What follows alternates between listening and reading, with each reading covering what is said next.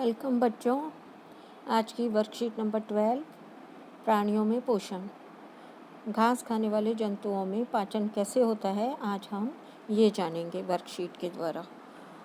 कोमल जो कक्षा 7th की एक विद्यार्थी है, एक दिन नज़दीक के पशुशाला में, जहाँ पर पशु रखे जाते हैं उसे हम पशुशाला कहते हैं, पशुशाला में शैक्षिक भ्रमण के लिए, एजुकेशनल टूर के लिए गई। वहाँ पर उसने देखा कि गाय तथा भैंस आराम करते हुए आपस में अपना मुंह चलाए जा रहे हैं, जिसे हम जुगाली करना भी कहते हैं। तो ऐसा गाय और अनेक पशु क्यों कर रहे थे? जुगाली करना क्या होता है, आज हम इस बारे में जानेंगे। घास खाने वाले जंतु भोजन को जल्दी जल्दी निगलकर आमाशय में एकत्रित कर लेते हैं या भंडारित कर लेते हैं। यह भाग रुमेन या आमाशय कहलाता है। कौन सा भाग रुमेन कहलाता है बच्चों? घास खाने वाले जंतु घास को या भोजन को जल्दी जल्दी निगलकर आमाशय के एक भाग में भंडारित कर लेते हैं। इसे हम क्या कहते हैं? इसे हम रुमेन या प्रथम आमाशय कहते हैं। रुमेन में भोजन का आंशिक पाचन होता है। जब ये भोजन रुमेन में जाता है प्रथम आमाशय में, वहाँ पर भोजन का आंशिक पाचन होता है, यानी आधा पाचन हो जाता है, जिसे हम क्या कहते हैं? उस भोजन को हम जुगाल या कड कहते हैं। परंतु बाद में जंतु इसको छोटे छोटे पिंडकों के रूप में पुनः मुंह में ले लेता है, मुख में ले आता है, और जिसे वह चबाता रहता है। चबा कर उसमें क्या पाचन होता है? उसमें क्या होता है? पाचन होता है। इस प्रक्रिया को जुगाली करना कहते हैं या रोमंथन कहते हैं। क्या कहते हैं बच्चों इस प्रक्रिया को? इस प्रक्रिया को जो वो मुंह में लाकर चबाता है, जुगाली करना कहते हैं, और या फिर रोमंथन कहते हैं। और ऐसे जंतुओं को हम रूमिनेंट्स या रोमंथी कहते हैं। यहाँ पर आपको गाय का चित्र दिया हुआ है। रुमेन वाला भाग आपको दिखाया गया है। रुमेन कौन सा है इनका? गाय और भैंस वगैरह का ये पूरा आमाशय है। इसका ये वाला जो भाग है ये रुमेन कहलाता है, पहला आमाशय। यहाँ पर जल्दी जल्दी भोजन इकट्ठा निकलकर भोजन इकट्ठा होता रहता है और बाद में कड के रूप में वापस मुंह में लाकर उसको चबाया जाता है।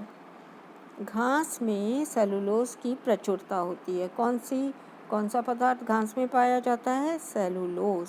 सेलुलोज क्या होता है बच्चों? एक प्रकार का कार्बोहाइड्रेट है। ये एक कार्बोहाइड्रेट है। रूमिनेंट में भोजन के सेलुलोज का पाचन। अब सेलुलोज का पाचन कहाँ होता है? सेलुलोज का पाचन छोटी क्षुद्रांत और बृहदांत के बीच एक थैलीनुमा संरचना में होता है, जिस संरचना को हम क्या कहते हैं? अंधनाल। और अंधनाल में उपस्थित कुछ जीवाणु जो हैं वो सेलुलोज का पाचन करते हैं। तो जंतुओं में सेलुलोज का पाचन अंधनाल में होता है। अंधनाल में जीवाणुओं द्वारा होता है। ये छोटी आंत और बड़ी आंत के बीच में एक थैले जैसी संरचना होती है, जिसे हम अंधनाल कहते हैं। इसमें उपस्थित जीवाणु भोजन का पाचन कर देते हैं, सेलुलोज का पाचन कर देते हैं। ये जीवाणु मनुष्य के आहार नाल में अनुपस्थित होते हैं। ऐसे जीवाणु मनुष्य की आहार नाल में अनुपस्थित होते हैं और मनुष्य में अंधनाल नामक संरचना नहीं पाई जाती, तथा ये जीवाणु भी मनुष्य के आहार नाल में अनुपस्थित होते हैं।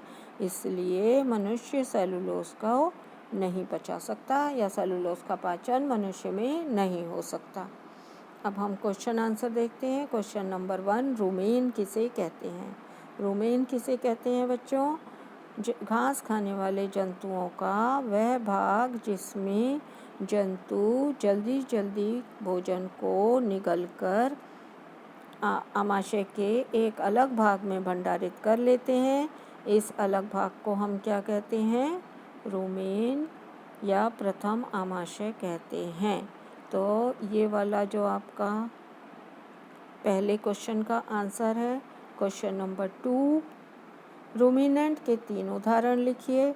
ये आप बहुत आसानी से लिख सकते हैं बच्चों। रूमिनेंट के 3 उदाहरण कौन से लिखेंगे आप? गाय, घास खाने वाले जंतुओं के नाम लिखेंगे। गाय लिख सकते हैं, भैंस लिख सकते हैं, बकरी लिख सकते हैं, खरगोश लिख सकते हैं, सभी घास खाने वाले जंतु हैं। तो कोई 3 आप घास खाने वाले जंतुओं के नाम लिखिए। क्वेश्चन नंबर 3, मनुष्य में सेलुलोज का पाचन क्यों नहीं होता? तो आप इसका आंसर लिखेंगे, मनुष्य में अंधनाल नाम की संरचना आहार नाल में नहीं होती और उसमें उपस्थित जीवाणु भी मनुष्य के आहार नाल में अनुपस्थित होते हैं, इसलिए मनुष्य सेलुलोज को नहीं पचा सकता। मुख्य कारण क्या है? मुख्य कारण है कि मनुष्य में अंधनाल नामक रचना नहीं पाई जाती और घास खाने वाले जंतुओं में क्या पाया जाता है? अंधनाल। कहाँ पर होती है अंधनाल? छोटी आंत और बड़ी आंत, क्षुद्रांत और बृहदांत के बीच में एक थैले जैसी संरचना होती है।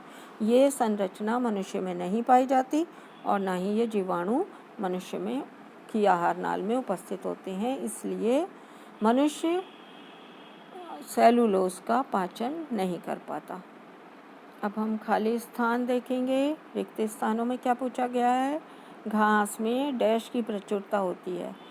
किसकी प्रचुरता होती है बच्चों घास में? घास में कौन सा पदार्थ पाया जाता है? घास में सेलुलोज नाम का कार्बोहाइड्रेट प्रचुर मात्रा में। तो यहाँ पर आप लिखेंगे सेलुलोज। नेक्स्ट क्या पूछा है आपको? जो एक प्रकार का, क्या है वो एक प्रकार का कार्बोहाइड्रेट है। तो यहाँ पर आप क्या लिख देंगे? कार्बोहाइड्रेट लिख देंगे। और ऊपर वाले में आप क्या लिखेंगे? सेलुलोज। तो यहाँ पर आप सेलुलोज लिख देंगे। तीसरे में आपको क्या लिखना है? जंतु जो जुगाली करते हैं उन्हें क्या कहते हैं? तो जंतु जो जुगाली करते हैं उन्हें हम क्या कहते हैं बच्चों? रोमंथी। तो यहाँ पर आप रोमंथी लिख देंगे। Thanks for watching.